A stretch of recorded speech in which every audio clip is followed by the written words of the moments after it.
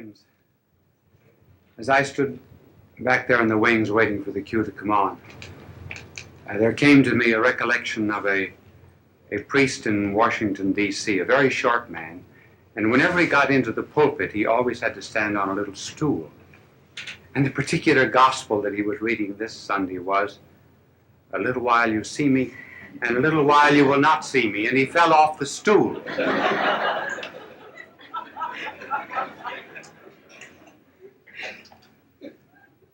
The subject tonight is caring. The reason I chose this particular subject, really, was because of this incident. This particular day, I was too busy to go to dinner, so in the afternoon I went into a grocery store to buy some graham crackers. And in the back of the store was a mother with her 4-year-old son. He just pulled a bottle off the shelf, a bottle of vinegar, and broken the bottle, and the pieces were on the floor along with the vinegar. The mother was saying to him repeatedly, "Pick up those pieces." And the more she insisted on it, the more he refused. And she would have loved to have cracked him, but she didn't want to look too cruel before the customers.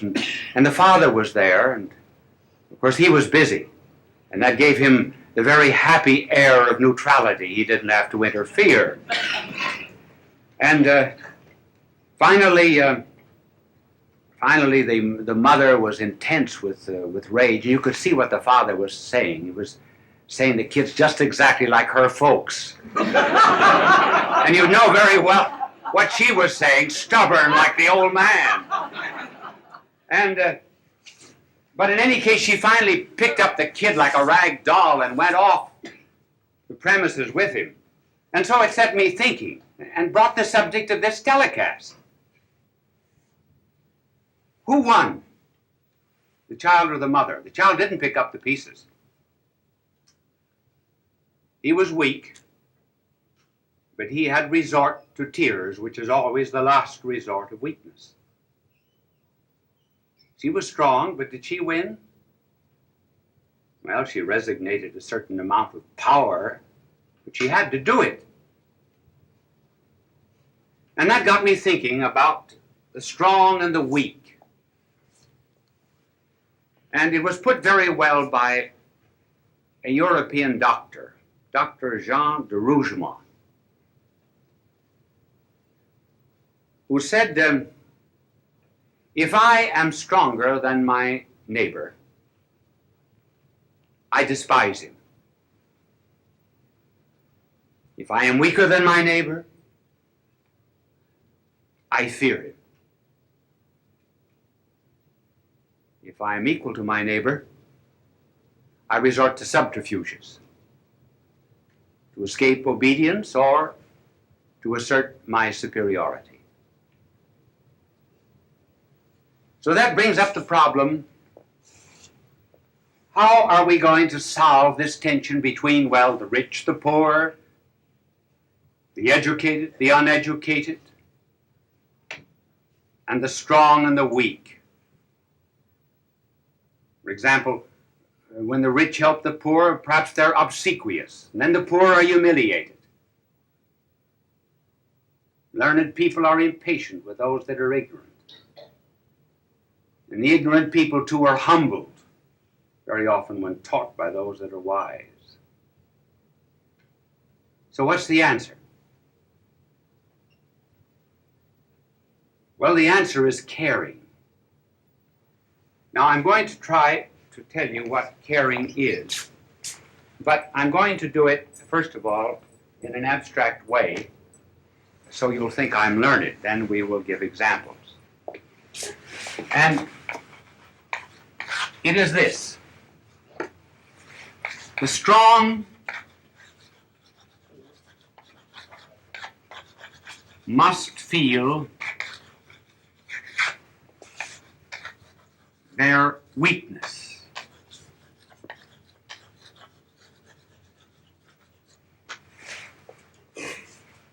Strong must feel their weakness, The rich must feel their poverty. The wise must feel their ignorance. How can this be done? Well, let the strong begin to examine themselves and find out how weak they are, first of all. You think you're real strong? Strong-minded, strong-willed? Did you keep the last New Year's resolution? Do you keep on a diet? I know a woman who went into a gymnasium and the instructor said you have to chin yourself 20 times a day. She said, which chin?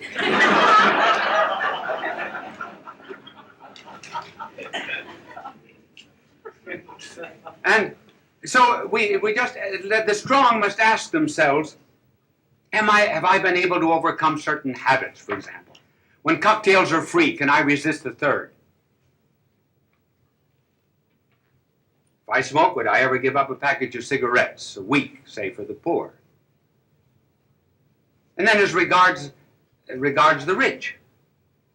You know, the angel was just cleaning my backboard. I noticed his halo was on crooked tonight. And then the same is with the rich. Let them look into themselves. They really are poor.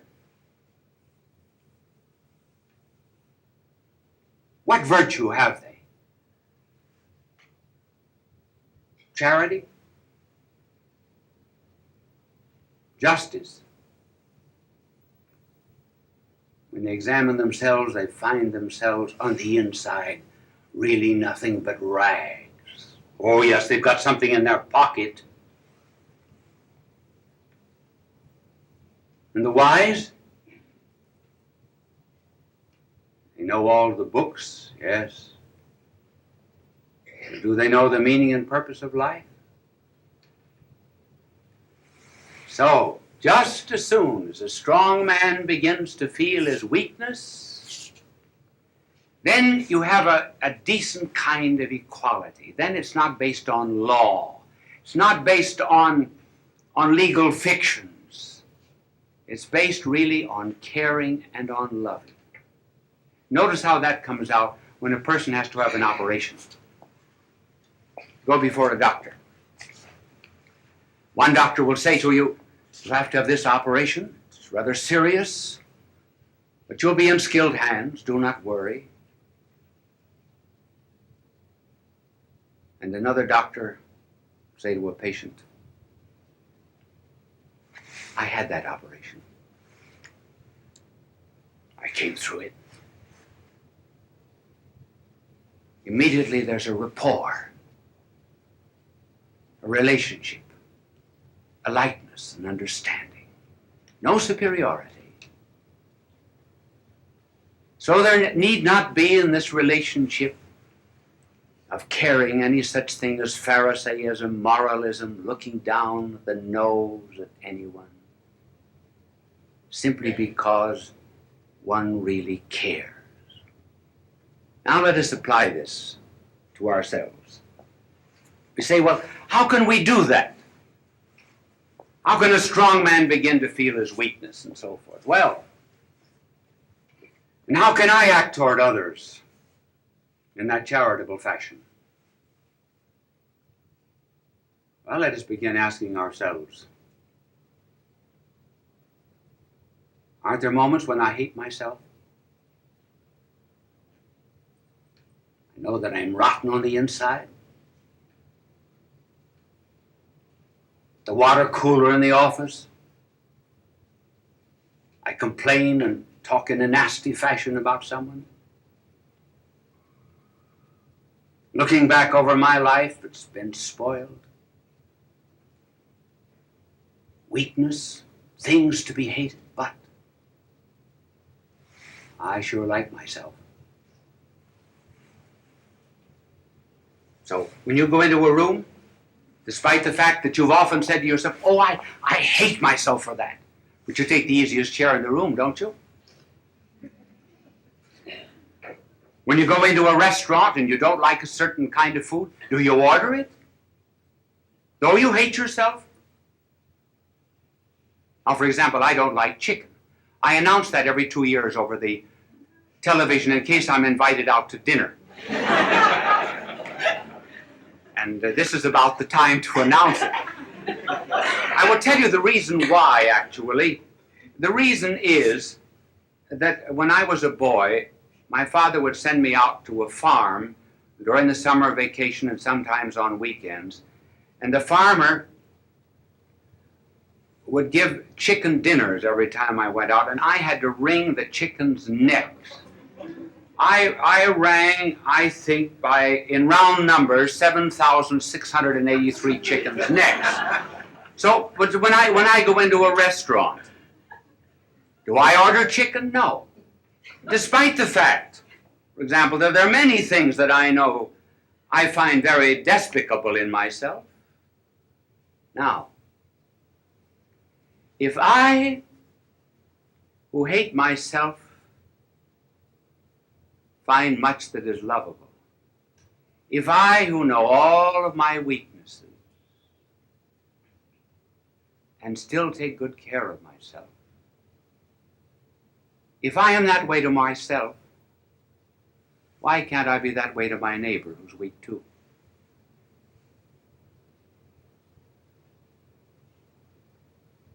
If I have money and he does not have any, and I know on the inside how poverty-stricken I am as regards goodness, why can't I be good to him and he's poor?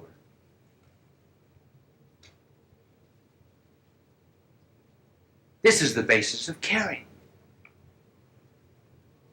Then I belong to the companionship of the needy, the fellowship of those that are looking for help. I'm not above them. I am one with them. Did you ever ask yourself why our blessed Lord should have said, love your neighbor as yourself? Why did he not say, love your neighbor more than yourself?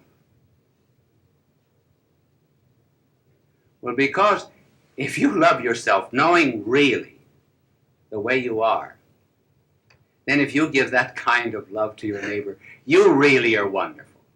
You're marvelous. And then, of course, the greatest reason of all is, well, I'm loved by God.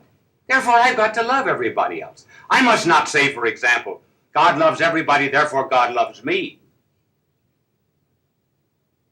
No. God loves me, therefore he must love everybody.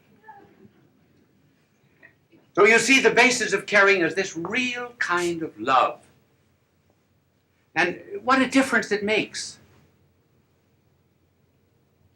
Here was a girl and a only child of a husband and wife who were always quarreling.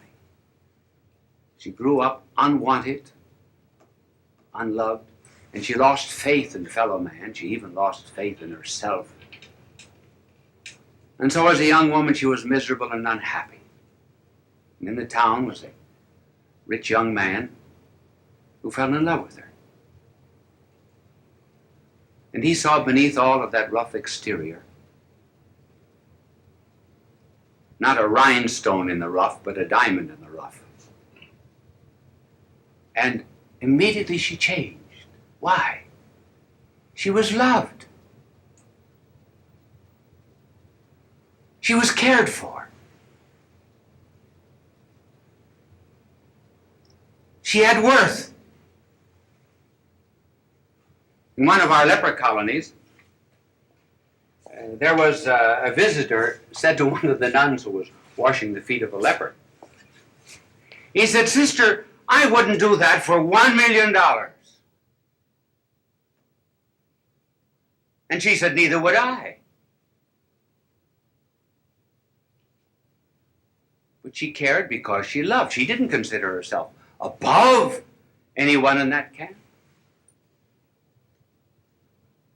I heard of a woman who went to a mother and said, "I would give 20 years of my life to have 2 children like that." And the mother said, "That's just exactly what it cost me."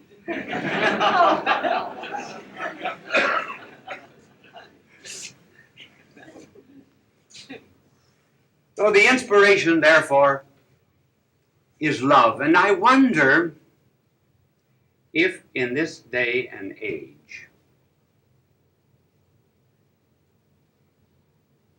why it is popular to say that God is dead. They say it's a question of semantics. I think it's a question of optics, not semantics. Not a question of words, it's a question rather of what we see. It is not God that is dead. It is love that is dead. Love.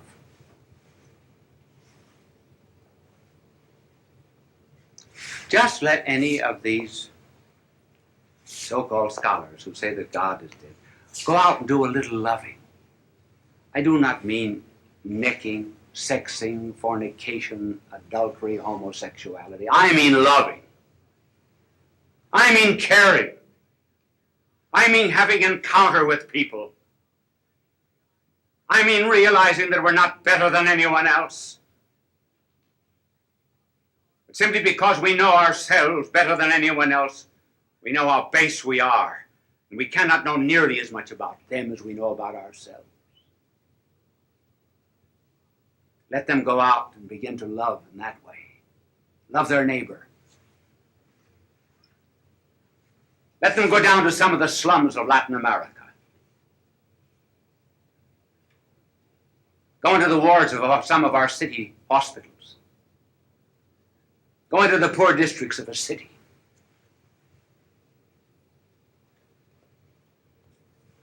Let them begin to care for people.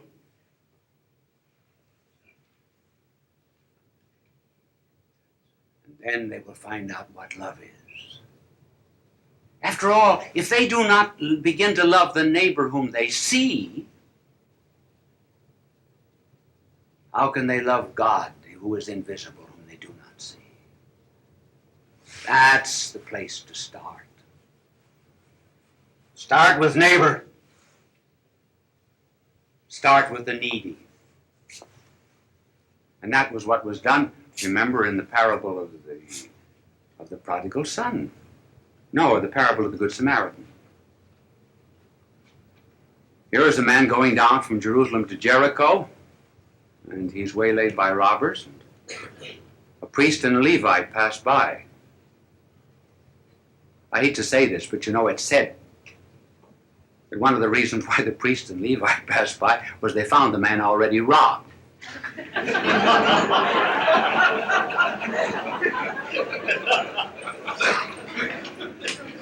Well, in any case, they passed him by. And here comes this man who did not belong to that race, to that people. And he put him upon his beast and brought him to an inn and cared for him. And then said, I will come back in a few days and pay the expenses over and above what was needed. And do you know how that parable began to be told? It came from a question by a lawyer. The lawyer introduced the speculative question, who is my neighbor? And he thought that our blessed Lord would go into a long disquisition about who is my neighbor. So when it was finished, our blessed Lord said to the lawyer, now who's your neighbor? Well, we said, I suppose the one who rendered the help. So the question is not really, who is my neighbor? The question is, to whom am I a neighbor? And I'm a neighbor to everybody in the world if I love.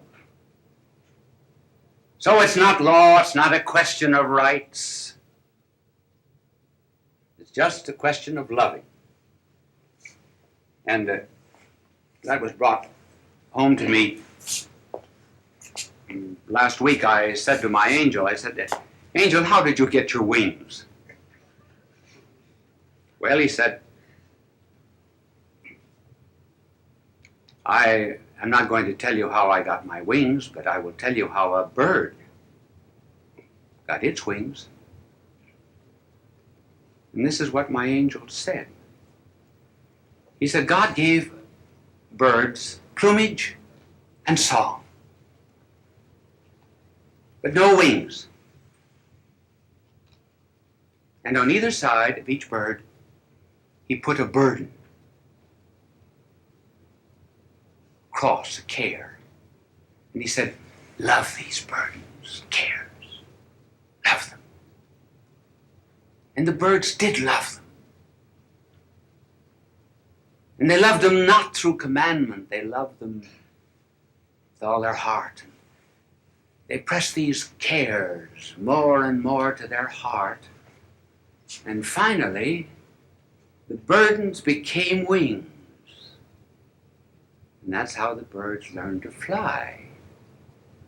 And the angel said, so that's how I got my wings.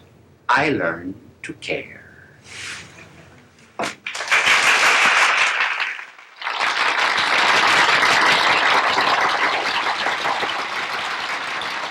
Bishop Sheen was a pioneer in Christian broadcasting. He produced thousands of radio shows and appeared on countless television programs.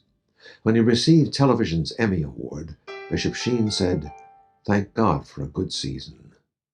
My angel said to me after this telecast, he said, you know, you could have done really much better than that. I thought that you would treat care with far more attention than you actually did. But he said, it's all right. He said, I still care for you. Bye now, and God love you.